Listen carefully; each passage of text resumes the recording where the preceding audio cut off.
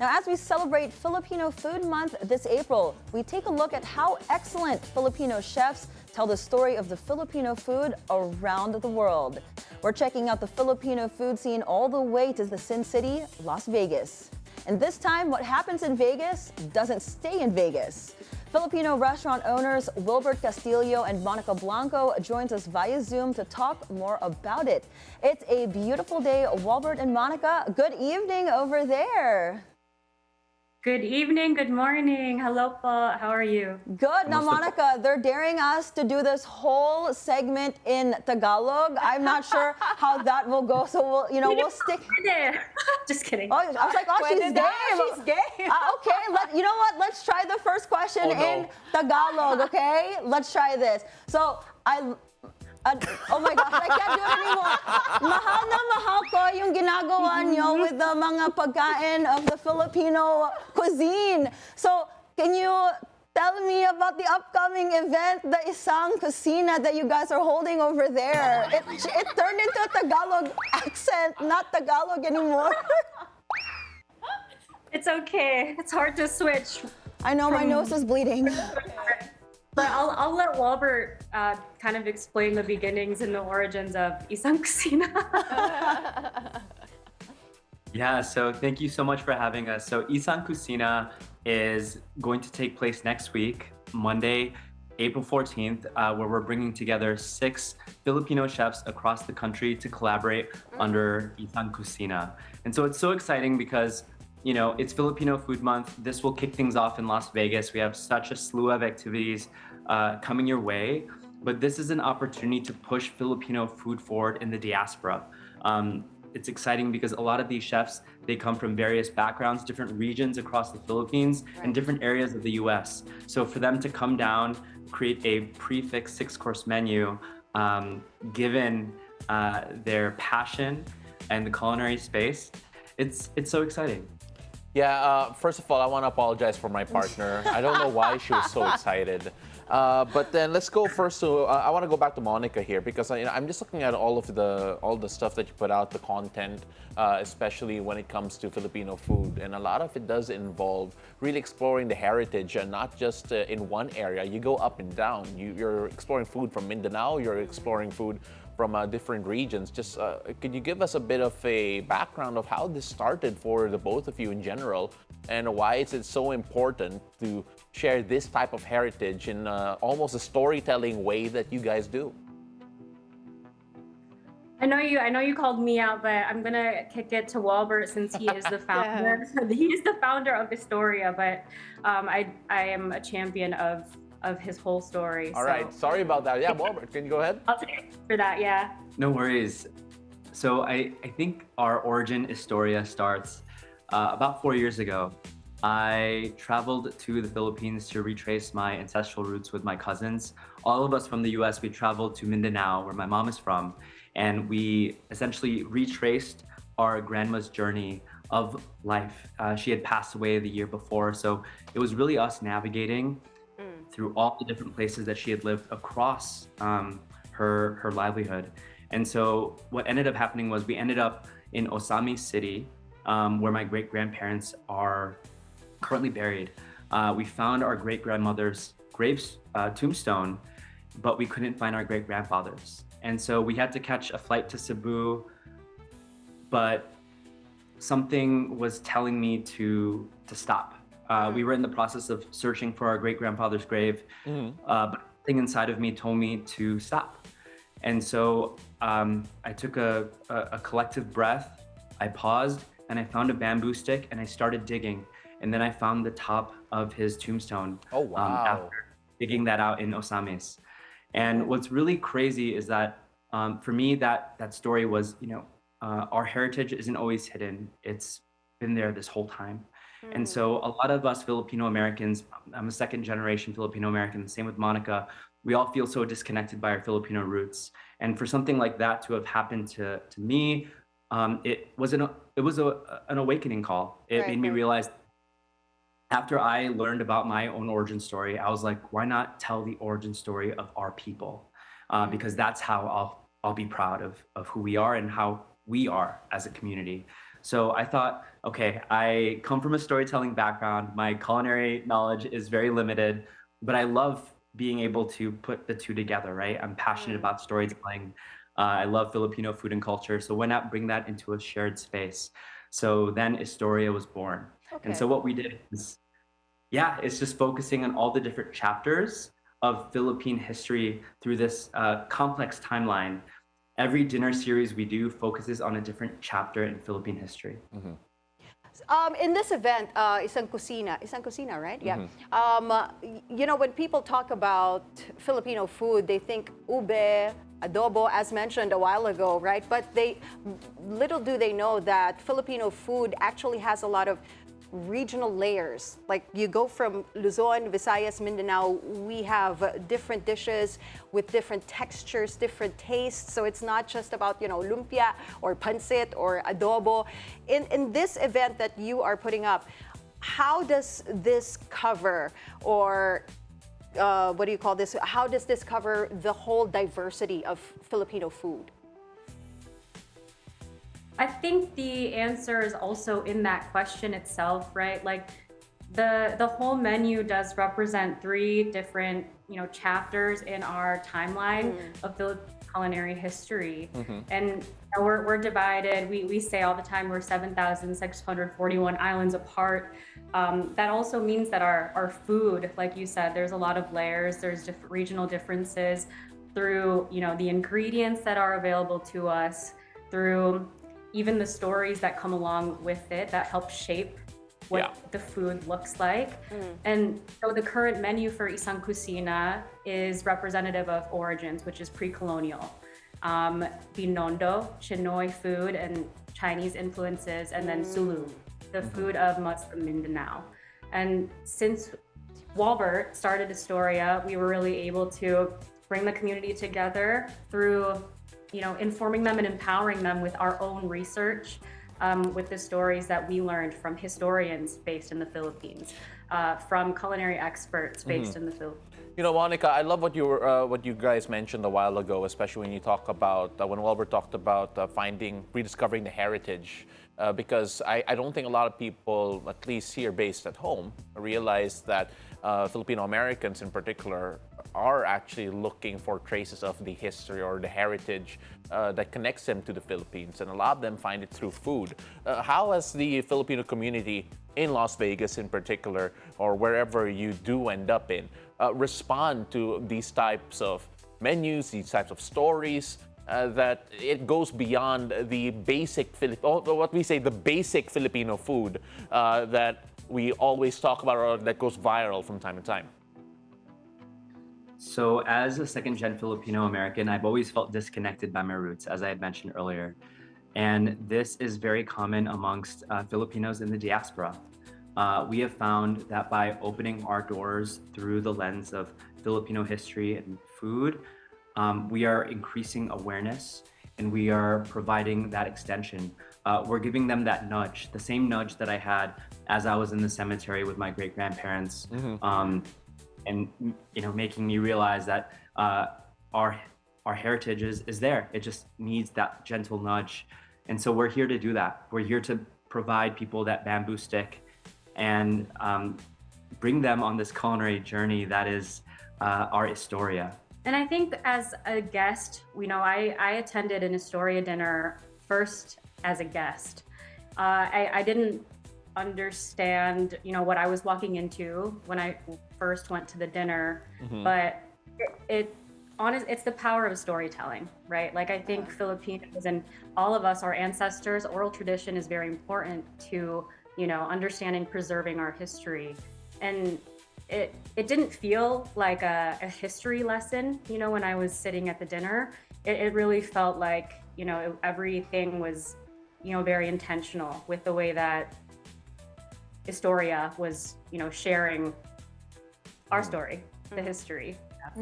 Now, I'm curious because, you know, I also am a Phil-Am, so that's why my Tagalog is not the best. And Monica, I saw that we actually have a few, actually more than a few common friends. But you guys own a Filipino restaurant there in Vegas. And I know growing up in the U.S., Filipino hospitals, Filipino restaurants are not really a thing. So how was it, especially being in Vegas, how was it piercing the food scene there with the extravagant tourism and hospitality, and how do you guys present Filipino food to non-Filipinos? Yeah, I think what you'll start to find is that there is a semblance of Filipinos wanting to rediscover who they are through food.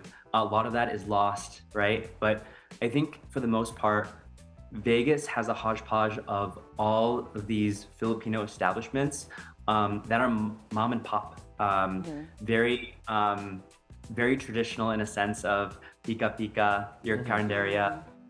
You'll be surprised to find that you can be transported to the Philippines here with some of the titas and the titos just creating these restaurants here in Las Vegas. But what we found is Vegas, surprisingly, while we see it as the precipice of premier hospitality, you'll find that when you go to the Strip, there are no Filipino restaurants at all. And so, while there might be a few sort of, I'm gonna go here, it's very food court style. There's no like restaurant where you can actually sit down and have that experience. So what we're doing is kind of new here in this city.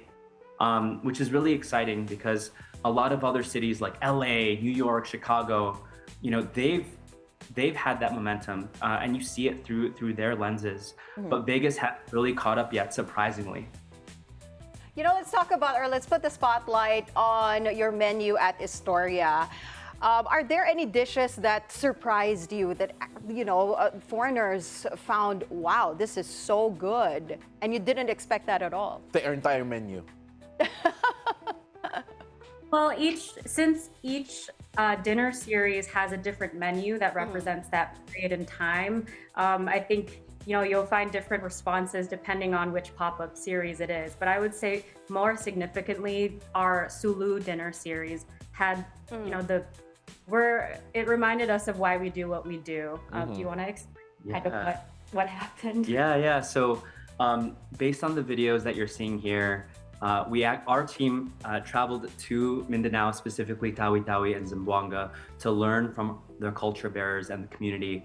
We traveled with Clang Garcia, and essentially they had opened their doors to us to teach us their dishes. And what was amazing was that we were able to take notes, do research, and bring all of those insights over to our team here to really create an inspired menu based on our travels.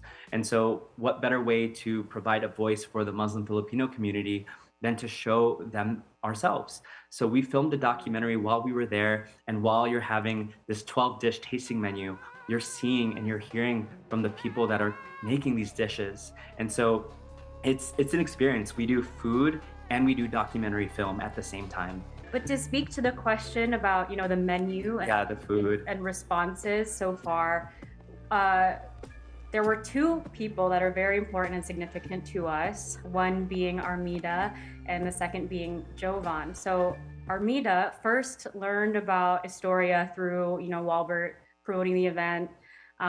She came up to him right afterwards and was like, oh my gosh, I'm Tausu. Yeah, my family is from Polo Sulu, and I had no idea that anyone in Las Vegas would be serving cuisine from this region at all.